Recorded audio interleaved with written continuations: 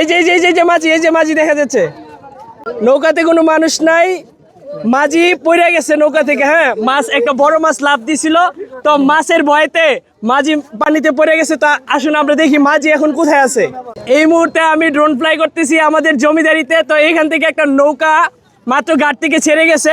দেখেন এই যে নৌকাটা, এই নৌকার মধ্যে দেখেন কি একটা অবস্থা। এই যে এখানে কিন্তু কোনো নৌকার মাঝি নাই। দেখেন মাঝি ছাড়া নৌকাটা নদীর মধ্যে ঘুরতেছে। আমি যদি আপনাদেরকে দেখাই, এই যে দেখুন পুরো নৌকাতে কোনো মানুষ নাই। হ্যাঁ, দেখাও একটু কাছ থেকে দেখাও, নৌকাতে কোনো মানুষ নাই। মাঝি কই? মাঝি সাঁতার কাটতেছে।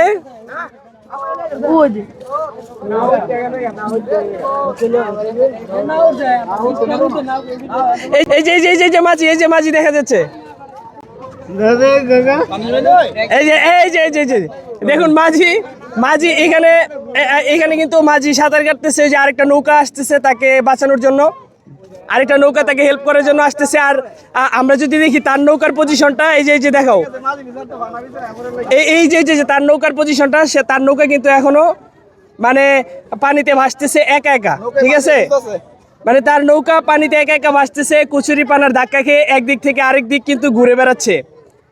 তো এটা যদিও আমার জন্য মজার বিষয়, কিন্তু তার জন্য এটা অনেক দুঃখের বিষয়। সে একটা মাছ লাফ দিছিল, সে ভয়তে নৌকা থেকে পড়ে গেছিল। এই দৃশ্য দেখার জন্য দেখেন উৎসুক জনতার ভিড় জমেছে। তো সবাই এই দৃশ্য দেখতেছে। আমার ড্রোনের মাধ্যমে দেখছে যে নৌকা থেকে মাঝি পড়ে গেছে। তারপর আমরা বলছি যে নৌকাটাকে হেল্প করার জন্য মাঝিকে।